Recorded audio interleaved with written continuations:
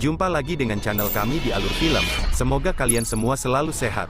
Amin. Alur cerita kali ini adalah tentang kepolisian yang bekerja sama dengan gangster dalam menangkap pembunuh berbahaya. Namun sebelumnya jangan lupa bantu subscribe dan komentar agar channel ini semakin sinergi. Langsung saja kita simak ceritanya. Pada malam itu di tengah jalan terjadi sebuah kecelakaan kecil. Sebuah mobil menabrak mobil yang ada di depannya. Pengemudi mobil yang ditabrak keluar dan langsung memfoto bekas lecet pada mobilnya. Tidak disangka si penabrak mobil itu tiba-tiba langsung menikam lawan tabrakan dengan sebuah pisau, sampai akhirnya dia mati di dalam mobilnya lalu si pembunuh pergi kabur. Di sisi lain kita kenalkan dia adalah ketua gangster yang ditakuti di Korea, bos besar dengan beberapa kekuasaan wilayah. Dia memiliki banyak anak buah. Sebut saja dia Dong-su. Di samping itu seorang polisi pemberani yang mempunyai gaya santai ditakuti sedang melakukan tugasnya sebagai polisi, panggil saja dia Pak Jun. Hari ini bos Dong-su dan beberapa anak buahnya ingin melakukan pertemuan intern dengan kelompok gangster lain. Saat di perjalanan bos Dong-su menelpon pimpinan kepolisian, dia mengadukan bahwa anak buahmu telah melakukan kekerasan lagi terhadap anak buahku. Yang dimaksud bos Dong-su adalah Pak Jun. Setelah mendapat kecaman dari Dong-su, si kepala polisi itu langsung menelpon dan memarahi Pak Jun, karena telah seenaknya membuat onar di kawasan Dong-su berbisnis. Karena capek dengan omelan pimpinan, akhirnya Pak Jun mengalihkan suasana dengan cepat pergi ke lokasi kejadian pembunuhan semalam atas perintah pimpinan. Setelah sampai di TKP, Pak Jun mulai meneliti dan akhirnya menemukan bekas tabrak dari belakang pada mobil itu, lalu Pak Jun mengabadikan itu sebagai bukti dan bahan penyidikan. Di samping itu bos Dong-su telah sampai ke tempat tujuan, yaitu wilayah kekuasaan bos Song-du, di mana dia adalah seorang bos gangster besar juga yang memiliki beberapa kekuasaan wilayah dalam berbisnis. Tujuan Dong-su menemuinya adalah untuk mengingatkan agar mereka tidak terlalu ikut campur ke dalam wilayah kekuasaan Dong-su, namun si bos Song-du malah dengan santai menanggapi kecaman bos Song-du. Sehingga anak buah Dong-su ikut bicara dengan nada tinggi dan seketika bos Song-du menyiramnya dengan kuah panas kepada wajahnya. Hal itu membuat bos Dong-su, si raja gangster, ikut bertindak. Akhirnya si anak buah dipukuli sampai kesakitan, dan satu lagi anak buah Song-du dipegangi kepalanya dan dicabut giginya. Lalu bos Dong-su meletakkan gigi itu ke dalam gelas dan diisi bir lalu menyuruh Song-du untuk meminumnya. Setelah itu bos kembali pulang dengan mengemudi mobil sendiri. Sampai di tengah perjalanan tiba-tiba ada mobil yang menabraknya dari belakang. Segera bos turun dari mobil untuk melihatnya. Si penabrak itu meminta maaf dengan alasan jalanan licin. Bos memaafkan dan membiarkannya pergi. Saat ingin kembali masuk ke mobil, tiba-tiba si penabrak itu menikam bos dengan sebilah pisau. Akhirnya bos Dong-su yang sudah tertusuk di bagian belakang mencoba melawannya, sampai si penabrak itu tersungkur dan setelah beberapa saat mereka berkelahi, bos Dong-su berhasil menusuk dada kirinya dengan pisau. Akhirnya si penabrak itu menyerah dan melarikan diri. Siapa sebenarnya si penabrak itu?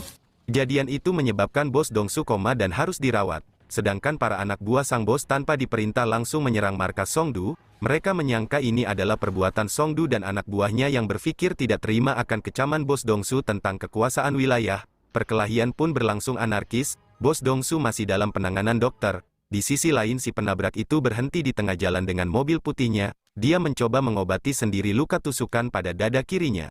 Setelah beberapa hari kemudian bos Dong-su kembali pulih dan saat masih di ruang perawatan, tiba-tiba datang tamu yang memaksa masuk. Ternyata dia adalah Pak Jun, si polisi liar. Dengan senyum-senyum dia mengejek bos Dong-su, seorang ketua gangster paling ditakuti sepertimu masih saja diserang, ucap Pak Jun. Bos Dong-su hanya diam. Lalu Pak Jun menawarkan akan menyelesaikan kasusnya namun ditolak oleh bos dengan alasan, saya bisa menangkapnya sendiri, ucap bos Dong-su. Kemudian dengan rasa kesal Pak Jun pergi dari rumah sakit lalu menuju ke tempat di mana mobil bos Dong-su disimpan.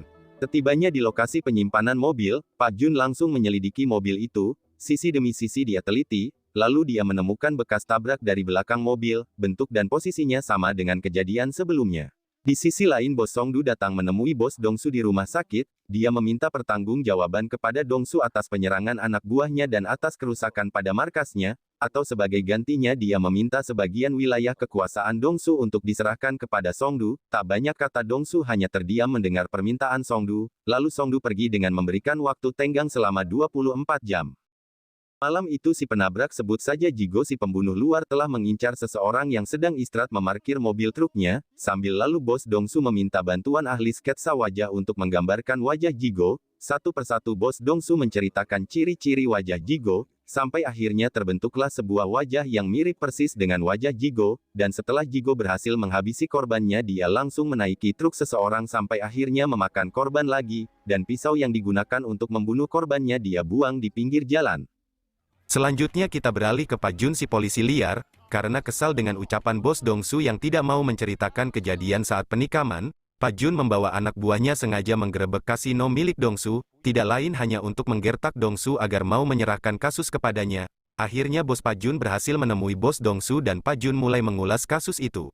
Singkat cerita pada malam itu bos Dongsu sedang menerima laporan dari anak buahnya yang ditugaskan untuk mencari si tersangka penabrak, namun yang didapati hanya sebilah pisau dan mobilnya ditemukan ditinggal di pinggir jalan, lalu bos Dongsu segera menghubungi Pak Jun. Dia menawarkan kerjasama dalam menangkap si tersangka pembunuh alias Jigo. Segera mereka melakukan pertemuan empat mata di sebuah hotel. Disitulah bos Dongsu menceritakan kejadian saat penikaman dan meminta kepada Pak Jun untuk membantu menangkap pembunuh itu. Akhirnya bos Dongsu memberikan kunci mobil yang didapati di pinggir jalan dan juga sketsa wajah pembunuh itu kepada Pak Jun. Akhirnya Pak Jun langsung memulai penyidikan demi memecahkan kasus penabrakan dan penikaman yang terjadi pada bos Dongsu. Dibantu dua rekannya mereka langsung mencari barang bukti pada mobil si tersangka. Sisi demi sisi pada mobil itu mereka sisir demi menemukan bukti-bukti agar bisa menangkap si tersangka. Lanjut cerita pada malam itu Dongsu menyuruh pembunuh bayaran untuk menghabisi Songdu dengan menggunakan pisau Jigo yang ditemukan.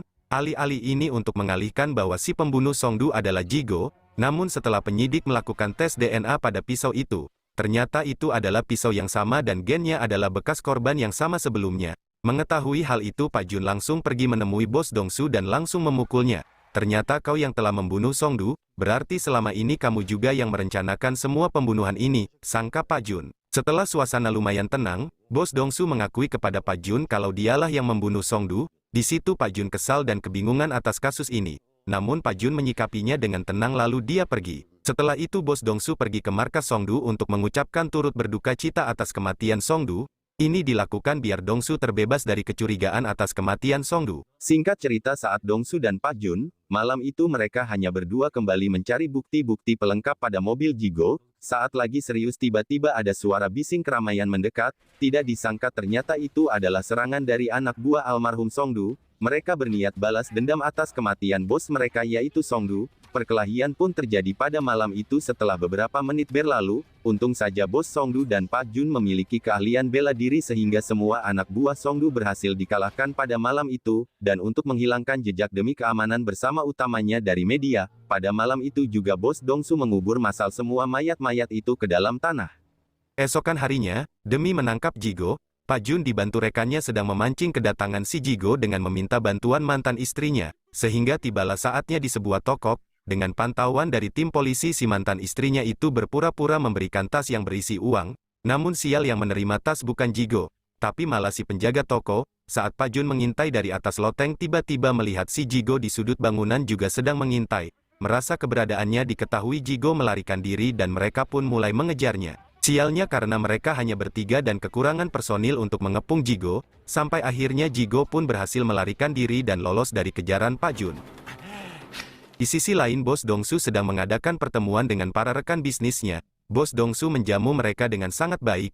Tiba-tiba salah satu dari mereka berkata, Songdu sudah mati, apakah kami akan mati juga? Bos hanya terdiam.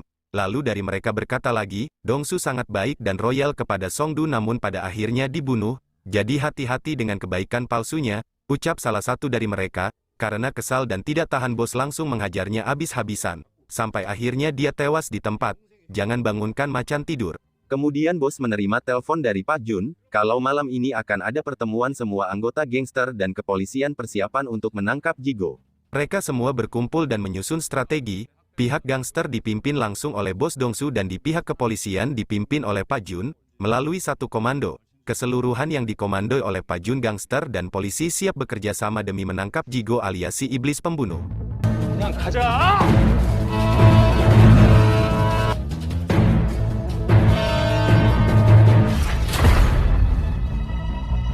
Dengan foto ukuran kecil di tangan mereka masing-masing, semua anggota gangster dan personil kepolisian segera menyebar ke seluruh penjuru kota, titik demi titik di setiap sudut kota dan sesuai panduan dari kepolisian mereka sisir satu persatu, di tempat keramaian, kafe, bar, restoran, perumahan, pertokoan, semua ditelusuri dan mereka periksa. Pada waktu itu hujan gerimis, karena kasihan melihat adik kecil kehujanan akhirnya Bos Dongsu memberikan payungnya kepada adik kecil itu, dan adik kecil itu menaiki bis yang ditunggu, lalu tibalah di mana semuanya istirahat santai sambil minum kopi. Di situ ada Bos Dongsu dan Pak Jun. Pada saat semuanya lagi asik santai menikmati kopi sambil bersenda gurau, tiba-tiba ada berita tentang kematian seorang siswi perempuan di pinggir jalan. Terekam kamera TV kalau siswi itu memakai payung, dan Bos Dongsu ingat bahwa itu adalah payungnya yang diberikan kepada siswi perempuan tadi sore. Segera mereka semua bergegas ke lokasi kejadian pembunuhan dan menyebar untuk mengejar Jigo. Dan kebetulan sekali mereka bertemu dengan seseorang yang tahu tempat tinggal Jigo. Mereka segera menggeledah kamar Jigo, namun di dalam hanya ada seseorang penjaga yang ketakutan, lalu dia memberitahukan bahwa sebentar lagi biasanya Jigo datang. Mengetahui hal itu, semua tim pemburu Jigo langsung mengintai dari setiap sisi sekitar tempat Jigo tinggal. Tidak lama kemudian datang mobil warna putih yang ternyata dia adalah Jigo.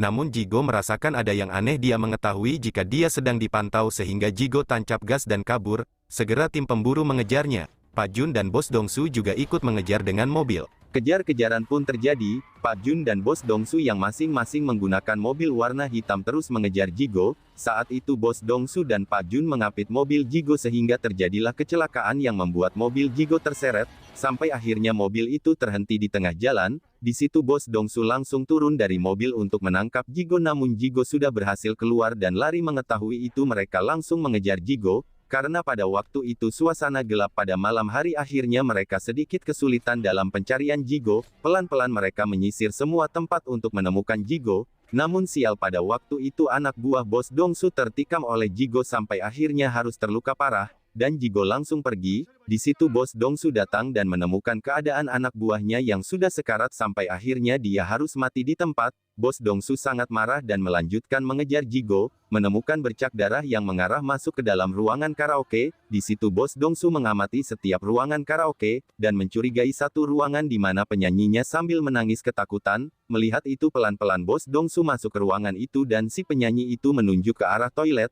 Di situ Jigo bersembunyi. Lalu Bos Dongsu bersiap mendobrak pintu itu sampai roboh mengenai Jigo. Kemudian Bos memukul wajah Jigo sampai pintu itu rusak dan Jigo pun akhirnya tertangkap. Rasa belum puas menghajar Jigo, Bos masih terus menghajarnya lagi sampai wajah Jigo berdarah dan bonyok. Lalu Bos menyeret membawanya ke suatu tempat yang sepi untuk menyiksanya. Karena gara-gara Jigo lah Bos Dongsu dibuat kewalahan dan tubuhnya terluka. Akhirnya Bos Dongsu berniat untuk memutilasi si Jigo. Namun pada saat Bos hendak memukul Jigo, tiba-tiba datang sebuah mobil yang ternyata itu adalah Pak Jun menerobos gudang dengan mobilnya dan menabrak Bos Dongsu hingga Bos Dongsu jatuh pingsan. Maksud dan tujuan Pak Jun tidak lain adalah untuk menunjukkan kepada atasannya bahwa dialah yang berhasil menangkap Jigo dan juga untuk membuktikan kepada rekan yang lainnya kalau Pak Jun bisa mengungkap kasus pembunuhan yang selama ini sulit dipecahkan oleh tim kepolisian. Akhirnya berita penangkapan Jigo terdengar dan tersebar di berbagai media. Pemeriksaan terhadap Jigo pun dilakukan oleh Pak Jun dan tim penyidik dari kepolisian untuk melengkapi pelimpahan berkas persiapan sidang di pengadilan. Sampai tibalah saat sidang di pengadilan, dengan dibantu oleh pengacara Jigo melakukan beberapa pembelaan atas tuduhan-tuduhan yang memberatkannya, sehingga terpaksa hakim harus mendatangkan Bos Dongsu sebagai saksi terakhir karena dialah satu-satunya korban yang berhasil menyelamatkan diri dari serangan Jigo. Tanpa panjang lebar Bos memberikan kesaksian di depan majelis hakim. Dia menjelaskan kalau dia sempat menahan serangan pisau dengan tangannya dan berhasil menyerang balik melukai dada kiri Jigo, dan tangannya membengkak. Atas semua kesaksian itu akhirnya majelis hakim memutuskan bahwa Jigo terbukti bersalah dan divonis hukuman mati. Namun Bos Dung harus juga dipenjara karena telah membunuh Songdu. Sesampainya di penjara akhirnya Bos Dongsu bertemu lagi dengan Jigo. Semua narapidana tunduk kepada Bos. Ternyata Bos Dongsu telah merencanakan ini semua dengan Pak Jun agar bisa satu penjara dengan Jigo, dan tamatlah nasibnya Jigo.